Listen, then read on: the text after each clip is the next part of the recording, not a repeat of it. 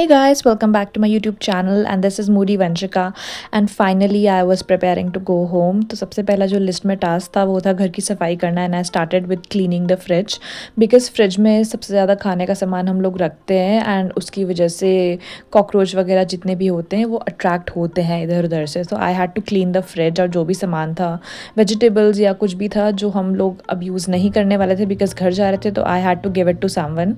तो वो मैं कर दिया था एंड देन उसके बाद मैंने कपड़े धोने के लिए भी डाल दिए थे बिकॉज़ घर आने से पहले जितने भी कपड़े अगर थोड़े बहुत होते ही हैं यार गंदे कपड़े तो फिर वो मैंने धोने डाल दिए थे बिकॉज़ हम 8 दिन से लगातार ऑफिस जा रहे थे and I was not getting time कि मैं घर की सफाई करूँ उन दिनों के बीच या फिर मैं कपड़े धोने डाल दूँ या कुछ भी कर दूँ. तो मैंने फटाफट से अपने सारे कपड़े धो दिए थे, फ्रिज भी एक तरह से साफ़ कर दिया था.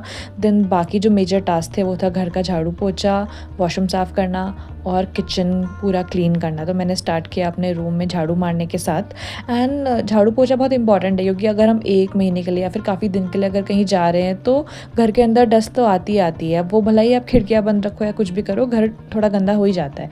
फिर मैंने किचन क्लीन करना स्टार्ट किया एंड मैंने पूरा गैस स्टव अच्छे से क्लीन कर दिया. लेकिन उसके बाद देखा कि गैस स्टव के नीचे इतना सारा कूड़ा हो रखा था बिकॉज खाना बना रहे थे, जितना भी वो नीचे गिर जाते. Then finally I got the time to clean it. फिर मैंने किचन के जितने भी प्लेटफॉर्म्स थे वहाँ पे कपड़ा मार दिया बिकॉज क्या होता है ना कि मेरे किचन में बहुत ज़्यादा कॉकरोचेस हो गए एंड इन रोचेस की वजह से बहुत ज़्यादा किचन में मेस फैल जाता है. So I had to clean every corner and then मैं एक दवाई ले आई थी इस ट्यूब को. तो मैं ये ट्यूब से हर जगह इंसर्ट कर रही थी ड्रॉप्स ताकि जो भी कॉकरोच हो बाद में मर जाए और जब मैं घर से वापस बैंगलोर आऊँ तो I will not see them again hopefully. Then I just open my luggage क्योंकि मुझे फाइनली एक बार अपनी पैकिंग को फाइनलाइज करना था. मैंने जो भी कपड़े थे वो सारे ऑलरेडी पैक कर चुके थे because I already had a lot of stuff in Bangalore जो मुझे वापस घर लाना था. कपड़े बहुत ज़्यादा हो गए थे तो I packed all of them. Then mummy की साड़ी वगैरह सब कुछ मैंने रख ली थी, एक बार बस फाइनलाइज करी थी कि कुछ छूट ना जाए बिकॉज ये मेरी आदत है. मुझे लगता है कि मैं कुछ भूल रही हूँ.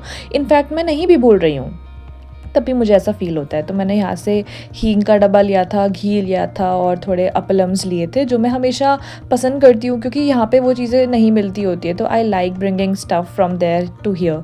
तो मैंने मम्मी के लिए स्किन केयर रख लिया था एंड उसके बाद एक बर्थडे कार्ड था जो मैंने अपनी मम्मी के लिए बनाया था, मैं भूल गई थी देना उनको बर्थडे पर, तो मैं ले आई थी यहाँ पर अपने लगेज में डाल के.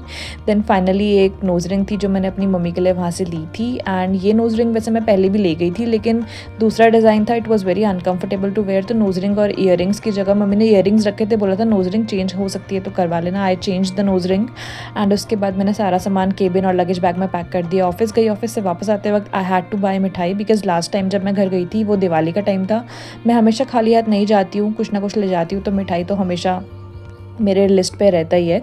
मेरे फ्रेंड्स ने भी मिठाई ली थी. इस दिन हमने खाना बाहर से ही खाया बिकॉज घर पे खाना बनाते बर्तन होते गंदगी होती तो वो सब अवॉइड करना था. देन फाइनली हम घर से निकल गए सब कुछ लॉक करने के बाद एंड कैब बुक करके we finally started our journey towards the airport.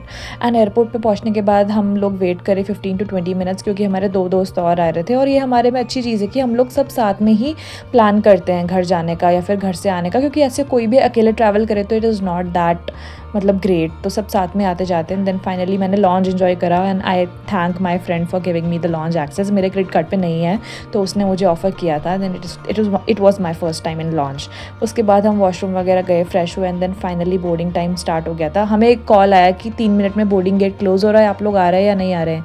Then finally हम लोग चले गए थे एरोप्लेन की तरफ एंड वहाँ पर अपनी सीट पर बैठ गए थे.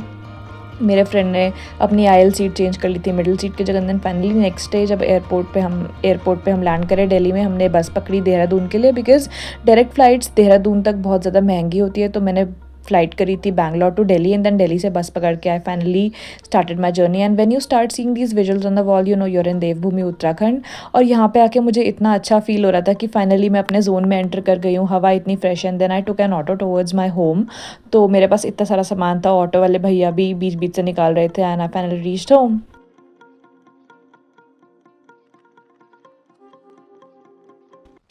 I hope you enjoyed my vlog. Thanks for watching and stay tuned for more.